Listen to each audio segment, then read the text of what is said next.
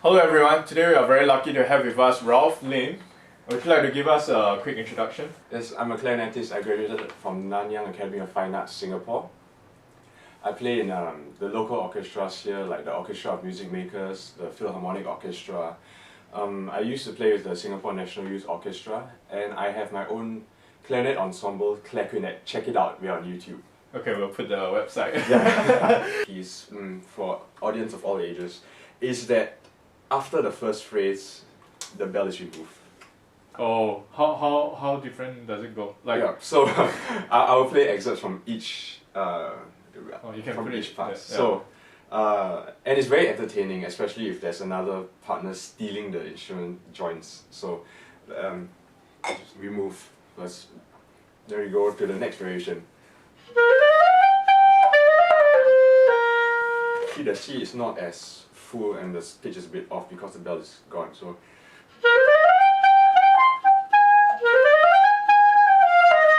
but the pitch is kind of still, you know, it's kind of relative. You can still hear, oh, this is a C, this is a D. Then the next variation, this is removed. Oh my god! It's removed.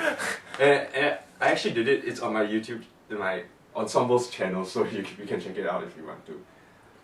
Then it goes on to like, now it's like this, and so there's no right hand. Oh, the right hand has to support the bottom. So, yeah. Wait, let me find a counter.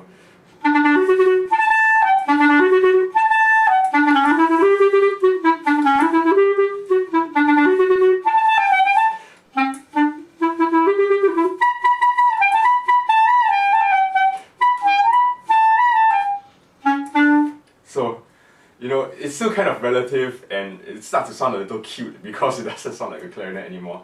And then after that we remove this part. Of course, by now, this point in time, our notes are really limited. The ensemble plays a big tutti part and we are just calling. We are like a G sharp and we go flat using our, we can either use our embouchure or can use our palm. You know, so I think this is what you were talking about just now, where there's this. Oh, it does not end there. It ends on this. Wow. It's this is the mouthpiece. The wood is the reed. It's what's used to make the sound, and the ligatures, the device used to hold the reed in place. Next is the barrel. The barrel is to connect the mouthpiece to the upper joint, which is this. Okay. So we connect it. And it's also used to adjust our intonation, our tuning here. And also here. So this is the lower joint and finally the bell. I see. Yeah. Like B flat clarinet, right? Do they prefer reading in flats or anything is fine? Sharps and flats, all fine, right? Anything is fine. Normally we are comfortable with 4 sharps, 4 flats, but if you are going to compose a new piece of work and if we have like 5 sharps, I suggest to write it for A clarinet instead, which is here. But normally, because the fingering gets tricky, especially between the right after the first break here. Okay. The fingering can get tricky if there are too many sharps and we'll have to do weird things. And of course this clicking sound. You also have to take into consideration what do you want. Take for example Stravinsky. He has this very famous 3 pieces for clarinet. The first 2 are in clarinet in A, and the third one is specifically written for clarinet in B flat, because he believes that the sound is slightly different. A being slightly darker, B is slightly brighter. So the composer B flat clarinet. B flat is brighter. Okay. Because I'm thinking about the modern composer, they don't use key signatures, and then there are also those that write in a major minor key with key signatures. So, what's your recommendation? Normally for those without key signatures, we'll stick to the B flat. Okay. Also because everyone starts off with a B flat clarinet, so we have it. Some clarinetists may not have it. Music graduates should have it. Okay. But if you're writing for like maybe a intermediate player, they may or may not have it. Unless the composer specifically says that I need the sound of a B flat clarinet. Oh. So if the composer can hear the difference and it's very obvious, then just stick to the composer's wishes. I see. Okay. Yeah, but if the composer can't hear it and the composer is happy, then just, yeah. Okay. I've been guilty, and I've actually wrote out. It was so difficult on the B flat that I actually wrote it out, transcribed out this whole section into A clarinet, and I actually brought the A clarinet. The gig was only supposed to be on B flat, but I brought the A clarinet for that passage because it was really just too difficult. Let's say we take it out. Yeah. My school of thought is the tuning is here, is in Okay, the barrel, okay. and sometimes in the middle joint, never between the mouthpiece and the barrel. I see. It should always be all the way in. Okay. So as long as, okay, take for example, I pull out this much, maybe a bit more. Yeah. So as long as I put it back, Without and, affecting that. Okay. yeah, Okay. yeah. So if you have to write a piece for clarinet and you need to switch from B flat to A, give us at least 1 bar. If it's an allegro passage, at least 3 bars. 3 bars for comfort, 2 bars if you really need to. Okay. So, But yeah. yeah. My orchestration teacher used to say, if you want to check whether someone can do it, and of course you don't have the resource or the person around, what you can do is you know the motion of things first, and then you try and simulate it. So you imagine that you are playing, and then okay, I need to switch instrument. So you take out mouthpiece, put instrument down, pick up instrument, put back mouthpiece. On this for like 5 minutes. Then after I leave it down, the next time I need it is maybe 30 minutes later in the concert. My beat will be dry. I see. Okay. And I'll be playing on a completely different setup. But when I move from here to there, I roughly know how this works. Okay, most of the world uses the French clarinet, which is this. I should have brought my German. I got a cheap German clarinet. Okay. Second hand. But the fingering is different. It is really different between the French system and the German system. So The one you have here is it's a French system, Okay. which almost everyone uses except Germany. Dominantly Germany, they use the German system, and I do know a few in Singapore who actually use the German system. So yeah, you need to know who you are writing for, or rather in which country are you targeting. Low, middle, high register for 12 and for octaves. So let's do 12 first. So Okay.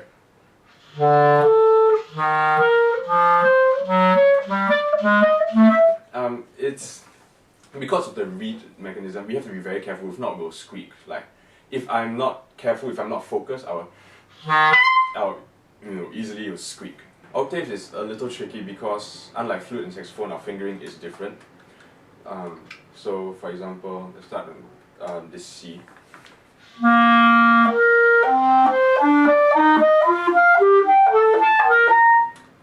I'm actually using a lot of focus. I have to really be careful with my fingers, with my air. If not, again, I can squeak. Especially if more so when you go from a higher register to a lower register, the chances of squeaking is a lot higher. Oh, when you come downwards. Yeah, when you come down. Okay. So because the setting inside our mouth, our embouchure is already playing a high note. If we do not adjust accordingly, and we change the fingering to a low fingering, but if we are still stuck in the high embouchure, we will squeak. And I mean that's how squeak happens. It's when this is not really, or rather this is talking a different note when you are trying to play a low note. That kind of thing. You said there's a register key, is it? Yeah, the register key. Yeah. Okay. So this is what brings us up at 12. Oh, one of the things I love about clarinet is you can crescendo from niente. Yeah, niente. Is that possible in all the register, like low, middle, high? Yes, it is possible, but the higher the harder. Okay. Because to play high notes, you need to be very delicate with everything here. If something goes out of control, the sound will just explode. I need you to clench your hand into the camera. Yeah. Once you think I've stopped playing, and once I have stopped playing, I will nod my head.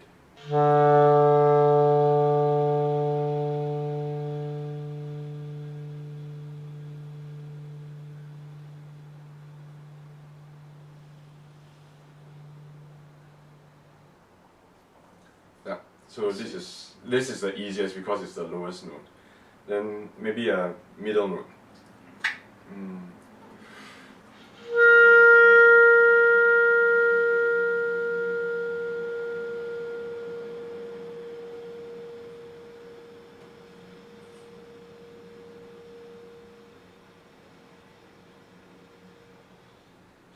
It's really soft. Oh my god. So you notice how the low note I was able to really hold it long, but the middle note I almost nodded immediately after you thought I stopped.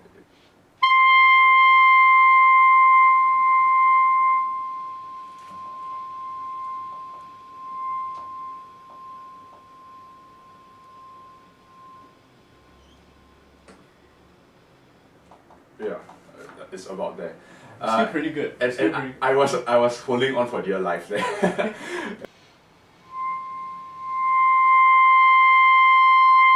Okay. What about the lowest low register?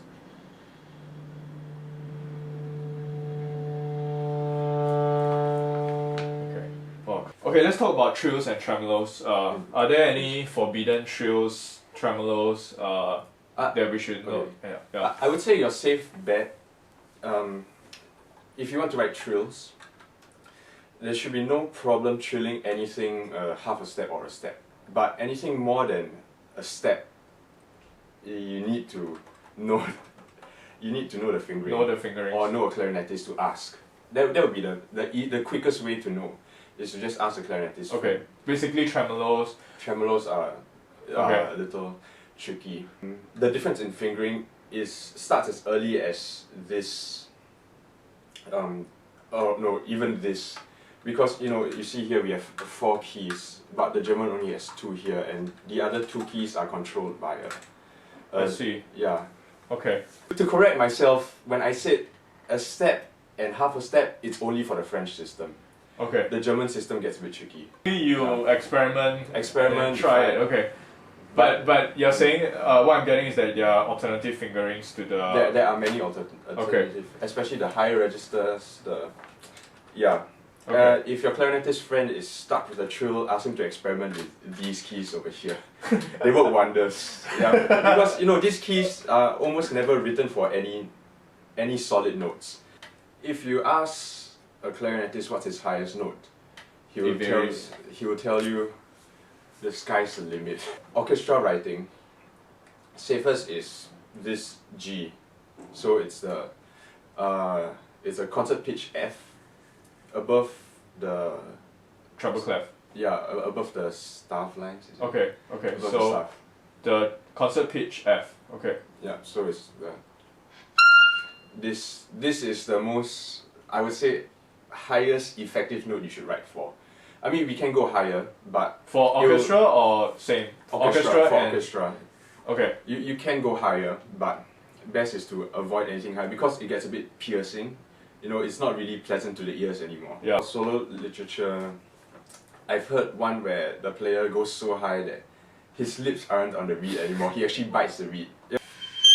I see. I don't even know. Did you mention concert B flat? The concert B flat would be the highest you would recommend for solo. For advanced writing, for virtuosic writing.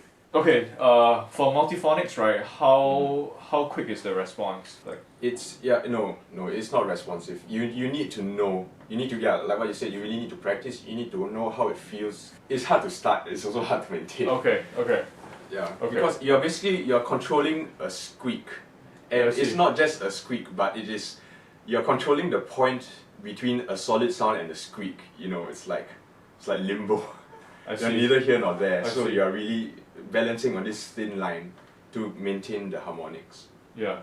A squeak is actually a note, and it's part of the harmonic series of that note that it overplays. So what I think of harmonics is that you are splitting the note to all its different harmonics. So this is take as for example, this is an E, concert D. I hear one of the higher. So basically the overtones, right? Yes, the overtones. To me, it feels like if you play the lowest register and you do the overtones, you can get pretty rich multiphonics. The from the Yes, low yes, from the lower, standard fingering of yeah. the low register. Okay. Yes, yes. So I wouldn't.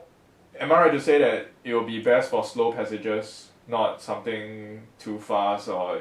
Yeah, not normally when a composer wants to write the harmonics, it's not really for virtue or sick purposes. Yeah, so it's it more has to of be slow. Yeah, it's more of to state a point.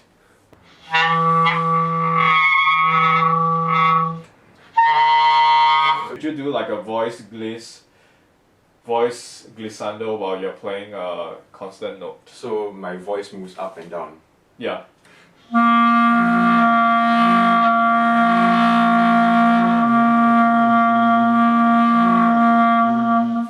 Wow. Can you hear the difference? I was like going up and down, then I did some triads. What about playing the clarinet note? Play a high register. A high register and still sing. Yeah.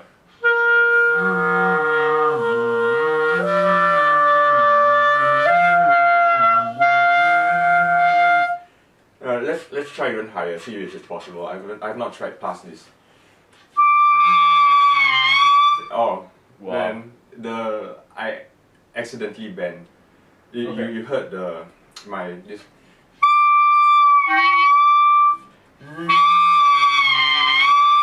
I think past this register is a bit difficult because, or maybe I'm not doing it correct, but The higher registers very delicate, right? yeah, It it is very delicate. So Okay. any small thing you do here would affect the higher register. I do not know if my technique is called growling, Okay. but like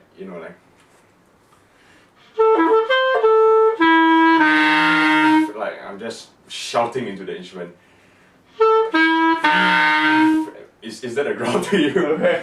That is really growling. Because I learned from my friend. Very cool. He just said, just shout into your instrument. So I tried like, and then I'm like, oh, it sounds quite, it particularly works well when you're doing some kind of jazz improv and then you have a hit and you growl and then the audience go, whoa. Are you able to growl on a higher pitch? Okay. Let's try higher. Oh, it actually sounds quite sexy. Wow. Okay. I think it gets harder in the higher notes. Okay. So So it's opposite, yeah. yeah, let's just see where I break. So I'll start from the lowest note.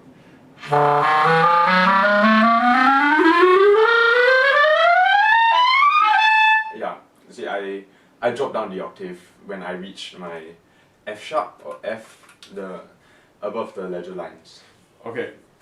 Just play the higher notes.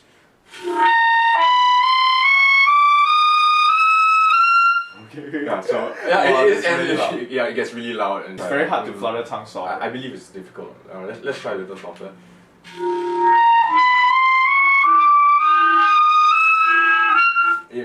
It's difficult. You need a certain airflow, and I think by moving the tongue too much, it disrupts the focus the air needs to pitch the high note. It has passed the point of like proving a point to the audience that the clarinet can do it, and it has gone to the boundaries of it's annoying.